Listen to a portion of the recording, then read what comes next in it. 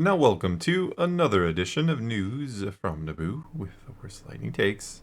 And let's get right to the news. All right, we're going to start by talking about the Rise of Skywalker. Oh, Not exciting. the movie, but remember we talked about the comic adaptation came out this week. It did the first part, yeah. And lo and behold, it is a disappointment. No, you don't say. Yeah, it's kind of just a interpretation of the film as it is. A busy narrative, a lot of characters, a lot of dialogue. It's kind of chaotic at times because there's a lot going on. But what is weird and disappointing is the focus, or you could say lack thereof, of additional context that we don't get in the film. There is some. I mean, you get like inner monologue from Rey and Kylo Ren, but it's nothing that would have surprised you. It's kind of like what you think they would be thinking Okay. at the time. So that's a little disappointing, especially seeing as like the publisher said there are new scenes included in the run that weren't in the film. Well, it's only the first issue, right? It is only the Technically. first issue, but they're doing a lot of like this was really a narrative heavy issue. It was a lot of telling versus showing. Which is bad for comic books. Mm-hmm. That's the whole opposite of what a comic book exists for. Yeah, like I said, there's a few snapshots here and there, a little bit of inner monologue, but other than that, it's exactly what you would have expected. Well, that's kind of what the adaptations from the movies and shows usually are. I mean, the shows in particular have been really bad, where it's like Oh yeah, word they're for word, horrible. there is nothing new added at all. Mm-hmm. And that's why we have always said skip them. Exactly, and this is turning out to be no different than anything else. Yeah, that's I kind of just sad to hear. assumed because it was a movie adaptation, maybe they'd put a little more effort in. Yeah, I'm mistaken. Next, let's move into the video game sphere and what's been going on. Where is Star Wars Eclipse? Is it safe? is it? It's hard to say. I mean, this video game, for one, has been in development since 2021, and it's been kind of teetering on the brink lately because we just got news this last week that their Chinese parent company, NetEase, is planning to divest itself of a majority of its overseas studios. Okay. Yeah, And I one of mean, them is Quantic Dream Quantum is Dream. one Yeah. of its studios. It's potentially among them. That game we've been waiting for forever. I will say the trailer for it looked interesting. Oh, I still like to look at the trailer now and again. It's visually appealing, even if you don't like the High Republic, where it is set during, or don't know or don't care about it. Mm-hmm. It was a visually appealing thing, and it looked unique. It did. It looked different and exciting. Yeah, and we know Quantic Dreams makes pretty unique, like Detroit Becoming Human. So they make some different games. So I was kind of excited for something different.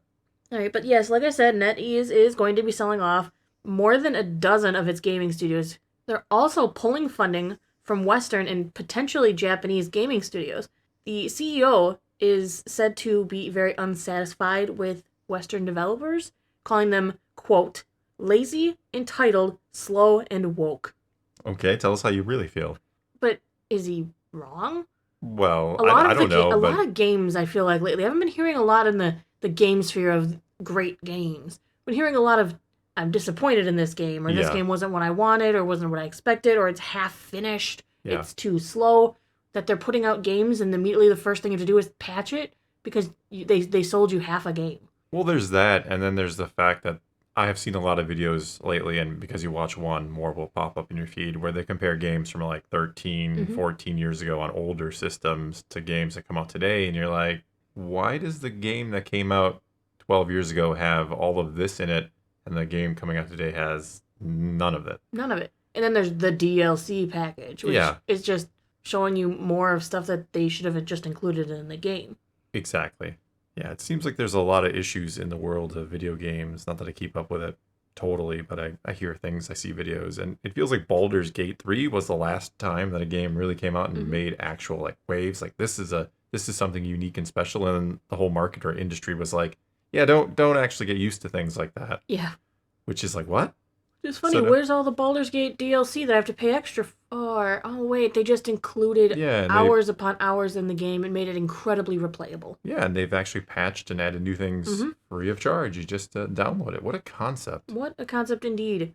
Not trying to micro transaction you to death and nickel and dime you to death. What's interesting is Quantic Dream actually gave an update to everything that's been going on with NetEase cuts and closures. Now, as you said, Quantic Dream made Detroit Become Human, which was an incredibly popular game. I I've watched Yeah, you watch other people play it on Discord. Yeah. They've also made the game, Heavy Rain, which I've heard good things about as well. But the CEO posted a statement on his LinkedIn page saying that his studio is not being impacted by NetEase's dramatic cuts and, quote, continuing to develop our projects at full pace.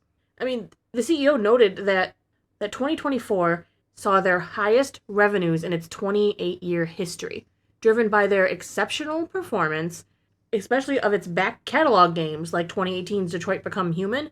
Apparently, they managed to put out another 2 million copies of that game across PC and PlayStation just last year for like an all-time total of 11 million. Wow. Which is really good for a smaller company like they are. He also went on to say, "We are deeply saddened to learn about the recent layoffs and studio closures affecting some of the NetEase Group divisions. Our thoughts are with everyone impacted, and we sincerely hope they quickly find new opportunities." They expressed their gratitude to have those fans and friends who've reached out in recent days regarding Quantic Dream and are reassuring everyone that our studios in Paris and Montreal remain unaffected. So, while they don't specifically mention Star Wars Eclipse, they say they're continuing on at their pace, Right. Which is slow but steady, I guess. Slow indeed.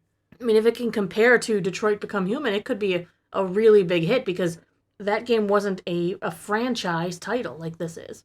Well, didn't they say it was going to be something a little different for them? Not that I'm sure they would incorporate elements of previous games and try to make something unique, don't get me wrong, but I thought they were like specifically saying it was going to be like an action role-playing game, if I remember right, like actual... Yeah.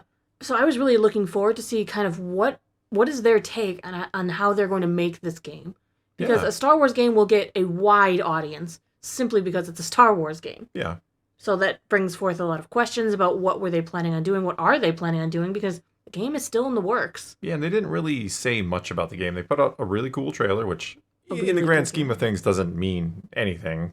But the trailer, I believe, was well received. Yeah, well, I think it was well received. I think it got their attention, and it was cool looking. I'm not saying, maybe I shouldn't say it doesn't mean anything, but you know what I'm saying. Like, a trailer is one thing, actual gameplay and what the game itself is a totally different thing. But it seemed like it potentially could have been something cool, and maybe still will be. Well, who knows? With Celebration right around the corner, we are bound to get updates on some sort of game, right? We should. Maybe not just Jedi Fallen Survivor Rebirth. Just, yes. I think what I was naming it. Yeah, I think that's what you named the third game in the Jedi series. Yes. So not just that, but possibly an update on this game. And maybe Knights of the Old Republic remake. What? Probably not. Is that still? I don't know if that one is still a thing. Come on, the old one's totally playable. It is. It is. Actually, it's one of those where, yeah, it'd be cool to get a remake, and I'm excited for the possibility and the announcement back in the day, but does it really need to be remade? Probably not. Probably not. All right, well, that is going to be all we got for you this time. Now it is your turn. Take to the comments below. Tell us what you think of any and all of today's news, and let's talk some Star Wars. And so, until next time, thanks for watching.